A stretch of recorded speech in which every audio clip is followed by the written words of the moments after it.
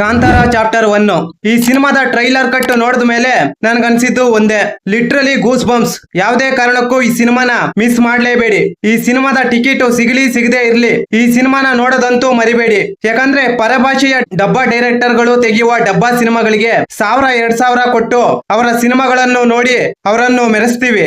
ಹೋಗ್ಲಿ, ಕೊಟ್ಟಿರುವ ದುಡ್ಡಿಗೆ ಒಳ್ಳೆ ಕ್ವಾಲಿಟಿಯಲ್ಲಿ ಸಿನಿಮಾನ ಪ್ರೆಸೆಂಟ್ ಮಾಡ್ತಾರಾ ಅಂದ್ರೆ ಅದೂ ಇಲ್ಲ.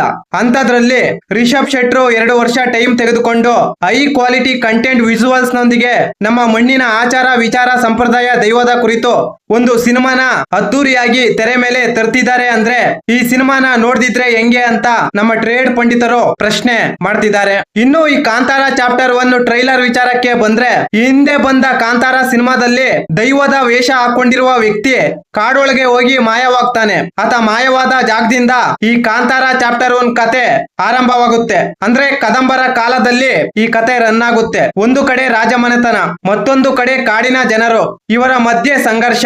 ರಾಜ ಕುಲಶೇಖರ ವಿರುದ್ಧ ದಂಗೆ ಏಳುವ ಆ ವೀರನ ದಂತಕತೆ ಏನು ಅಂತ ತಿಳ್ಕೋಬೇಕು ಅಂದ್ರೆ ಈ ಸಿನಿಮಾನ ನೀವು ನೋಡ್ಲೇಬೇಕು. ಟ್ರೈಲರ್ ಮಾತ್ರ ಕ್ವಾಲಿಟಿ ಟಾಪ್ ನಾಚ್ ವಿಜುವಲ್ಸ್ ನೊಂದಿಗೆ ಪ್ರತಿಯೊಂದು ಫ್ರೇಮ್ ನೋಡ್ತಿದ್ರೆ ಅದರಲ್ಲೂ ಕೂಡ ಆಕಾಶದಲ್ಲಿ ದೈವ ಕಾಣಿಸಿಕೊಳ್ಳುವ ದೃಶ್ಯ ಮಾತ್ರ ಮೈಂಡ್ ಬ್ಲೋಯಿಂಗ್ ಅಷ್ಟೇ. ಇನ್ನು ಈ ಟ್ರೈಲರ್ ನಲ್ಲಿ ಹೈಲೈಟ್ ಆಗಿದ್ದು ಯಾರು ಅಂದ್ರೆ ರಿಷಬ್ ಶೆಟ್ರು ಅಲ್ಲ, ರುಕ್ಮಣಿ ವಸಂತ, ಗುಲ್ಶನ್ ದೇವಯ್ಯ.